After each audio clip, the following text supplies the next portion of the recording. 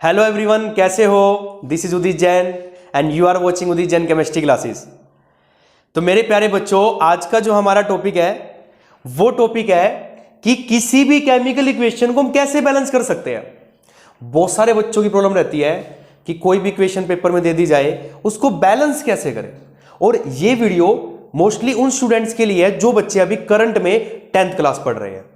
और 10th class में जो इस इजीएस्ट मेथड को कर लेगा, समझ लो उसका कभी बैलेंसिंग में ही मार्क्स नहीं घटेगा, ये मेरी गारंटी है। तो वैसे मेथड थोड़ा सा लॉन्ग बनता है, बट अगर आप यहां से इस कंसेप्ट को समझना सीख जाओगे, उसके बाद आपकी कभी बैलेंसिंग में गलती नहीं होगी। देखो हमें करना क्या है बैलेंसिंग में। वैसे अगर मैं आपको एक सिंपल सा बताऊं तो उसमें हमें काफी ज्यादा माइंड यूज करना पड़ जाता है, लेकिन इस मेथड में थोड़ा लॉन्ग मेथड जरूर है, लेकिन कभी गलती होने के चांस नहीं बनेंगे। यहां से देखो क्या है, मान लो मैं एक इक्वेशन लेता हूं। मैंने इक्वेशन ली Fe plus H2O that gives into Fe3O4 plus में H2। मैं मानता हूं कि आप इसको बहुत ही कम टाइम में इजीली बैलेंस भी कर दोगे, बट बहुत सारी रिएक्शन ऐसी भी होती है जिसमें आप काफी ज्यादा पजल हो जाओगे, और पजल होने के बाद आपकी बैलेंसिंग खत्म हो जाएगी। इसलिए हम हमेशा ऐसा मेथड करके चलेंगे कि भाई कभी भी चाहे कितनी भी कॉम्प्लेक्स बैलेंसिंग हमारी आ जाती है, उसको हम ईजीएस्ट वे से करके चलेंगे। ठीक है, देखो भी करना क्या होगा इसके अंदर, इस बैलेंसिंग के अंदर आपको सबसे पहले बैलेंसिंग का मतलब पता होना चाहिए। बैलेंसिंग का मतलब क्या होता है? बैलेंसिंग का मतलब होता है कि जब number of atom of reactant side equal हो जाए number of atom of product side. जितने भी एटम आपके रिएक्टेंट साइड में है, वो एटम जब प्रोडक्ट के एटम के इक्वल हो जाएंगे तो मैं कह दूंगा कि मेरी केमिकल इक्वेशन बैलेंस हो गई है। अब ये देखो, ओवरऑल रिएक्टेंट साइड में कितनी तरह के एटम है। रिएक्टेंट साइड में एक Fe टाइप का एटम है, एक H एटम है और एक O एटम है। उस साइड भी हमें क्या करना है, जितने एटम इस साइड उतने एटम उस साइड करने हैं, तो समझ लो आपकी इक्वेशन हो गई बैलेंस। और पेपर में क्वेश्चन अगर एमसीक्यू फॉर्म में आया तो वो क्या करेंगे, देखो यहां पर X Y Z A something ऐसे कोई कोफिशिएंट का कोफिशिएंट दे देंगे और कहेंगे बताओ इनकी वैल्यू क्या होगी। वही चीज तो हमारी बैलेंसिंग होगी ना। देखो इसके लिए आपको करना क्या है, इसके लिए आपको एक सिंपल सा कंसेप्ट करके चलना है भाई। जब कभी आप बैलेंसिंग करोगे तो यहां पे सबसे पहले लिखोगे 4 Fe के लिए, ये अपना रफ वर्क हो जाएगा आपका, कोई प्रॉब्लम नहीं है। बैलेंसिंग करने के लिए हमें करना क्या होगा, देखो Fe के लिए मान लो मैं बैलेंस करके चलता हूं, तो यहां पर एक काम करना, आप बैलेंसिंग करने से पहले जितने भी चीजें हैं उन सब के आगे क्या लिख दो, यहां पे A लिख दो, कोफिशिएंट यहां B लिख दो, यहां C और यहां D, ये हमने लिख दिया coefficient A B C D।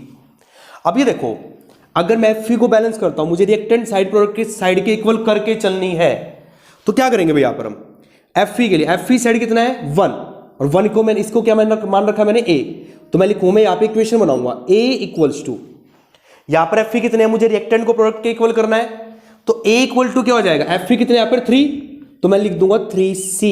3C क्यों लिखा मैंने, क्योंकि इसका कोफिशिएंट है C, और कितने एटम है ये 3, तो 3C। ऐसे करते करते हमें काफी सारी इक्वेशंस बनानी है। इक्वेशन मैथमेटिक्स में बनाते हो काफी अच्छे से। इसके बाद सेकंड नंबर पे आपका जो एटम आएगा वो ले लो आप H, क्योंकि कितनी तरह के एटम है वो देखो, जितनी तरह के एटम होंगे उतनी ही तरह के आपकी इक्वेशन बनेगी। अब मान लो मैं H के लिए बैलेंस करके चलता हूं, इक्वेशन बना के चलता हूं। यहां देखो रिएक्टेंट साइड में H कितने हैं 2, जिनको मैंने B मान रखा है, तो यहां पे मैं लिखूंगा 2B इक्वल्स टू, मुझे किसके इक्वल करना है, प्रोडक्ट के इक्वल करना है। तो प्रोडक्ट में जिसको मैंने H मान रखा है वो मान रखा है D, यहां पे कितने है D 2, तो इट मींस ये हो गया मेरा 2D। This is also equation 2, ये इक्वेशन नंबर 2 हो गई। इसके बाद आपको क्या करना है, इसके बाद हमारे पास थर्ड आइटम रह गया O। अब O देखो यहां पर कितने हैं, O यहां पर है 1, तो यहां पर मैं खाली मान लूंगा B इक्वल्स टू, यहां पर O कितने हैं 4, तो मैंने मान लिया 4, और क्या है 4 C क्या गया है, तो यहां पे 4C, इसको मान लिया इक्वेशन नंबर 3। हमें करना क्या है, ध्यान से सुनो, हमें इन ABCD की वैल्यू निकालनी है, समझ लो आपकी इक्वेशन बैलेंस हो गई। लेकिन एक बात ध्यान रखना, अगर जब आप ABCD की वैल्यू निकाल रहे हो ना, और आपकी ABCD की किसी की भी वैल्यू अगर फ्रैक्शन में आ जाए, तो वहां पर आपको एक छोटा सा काम करना है, पूरी इक्वेशन को फ्रैक्शन में जो भी नीचे नंबर होगा पूरी इक्वेशन को उसी से मल्टीप्लाई कर दो।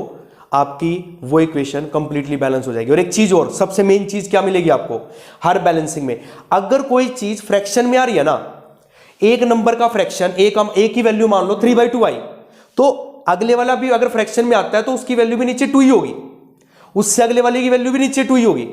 तो इसलिए हमें उसकी मल्टीप्लाई उससे करने में कोई प्रॉब्लम क्रिएट नहीं होगी, सिंपल सी बात है। अब देखो क्या करना आपको, 3 इक्वेशन हमारी प्रिपेयर हो चुकी है।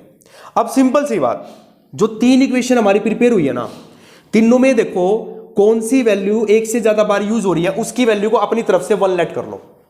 ये देखो ए यूज नहीं हो रहा भाई, अब देखो सी यहां भी यूज हो रहा है, सी यहां भी यूज हो रहा है। भाई आपका मानना ही है कि जो नंबर, जो हमने कोफिशिएंट एक से ज्यादा बार यूज हो रहा होगा इक्वेशन में, उसकी वैल्यू को 1 लेट कर लेंगे। तो मैंने लेट कर लिया, लेट सी इक्वल टू 1, मैंने लेट किया सी को 1 के इक्वल लेट कर लिया। जब मैंने सी को 1 के इक्वल लेट किया तो क्या हुआ भाई, मेरे पास ए की वैल्यू देखो क्या आ गई भाई, ए की वैल्यू मेरे पास आ गई 3 × 1, ए की वैल्यू आ गई मेरे पास 3, और सी की वैल्यू क्या लेट कर रखी है 1।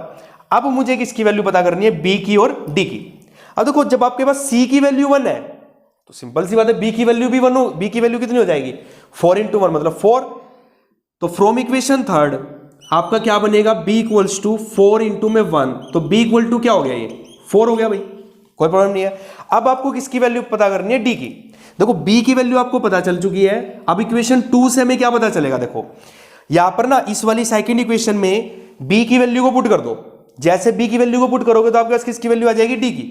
तो क्या करोगे, 2 × में 4 इक्वल्स टू 2 × में d, तो d इक्वल टू क्या आ गया भाई 8/2, मतलब ये आ गया भाई 4। It means d equal to आ गया 4। अब क्या करो, सबसे मेन चीज, कितना इजी काम हो गया हमारे लिए, कोई भी नंबर फ्रैक्शन में नहीं है। सबसे पहली बात, जब कोई नंबर फ्रैक्शन में नहीं है तो हमारा काम और भी इजी हो गया, क्योंकि एक स्टेप और बढ़ जाता अगर फ्रैक्शन में आता, मल्टीप्लाई करने में चला जाता स्टेप हमारा। अब क्या करो, वैल्यू पुट कर दो यहां पर। देखो a की वैल्यू क्या है भाई 3, a को हटाओ लिख दो 3, b की वैल्यू कितनी है 4, b को हटाओ 4, c की वैल्यू कितनी है 1, ये लिख दिया मैंने 1, और d की वैल्यू कितनी आई है 4, ये लिख दिया 4। 1 को लिखोगे भी नहीं तो कोई प्रॉब्लम नहीं है। अब आप चेक कर सकते हो, देखो आयरन कितने रिएक्टेंट साइड में 3, इस साइड कितने हैं 3, आयरन बैलेंस। हाइड्रोजन है 8, 4 × 2 = 8, हाइड्रोजन कितने हो गए 4 × 2 = 8, 8 हो गए। उसके बाद ऑक्सीजन कितनी होगी 4, या इस साइड है, इस साइड भी कितनी है 4। तो इट मींस हमारी जो इक्वेशन है बैलेंस हो गई। और जो एमसीक्यू टाइप के क्वेश्चंस हैं और सिंपली जो हमारे सब्जेक्टिव टाइप का भी अगर पेपर होता तो ये जो हमारे क्वेश्चन है सिंपल हमें क्या करना होता है, बैलेंस करना होता है और बताना होता है कि इनकी कोफिशिएंट की क्या वैल्यू होगी। मैं उम्मीद करता हूं कि आपको मेरी ये वीडियो पसंद आएगी। Thank you and have a nice day.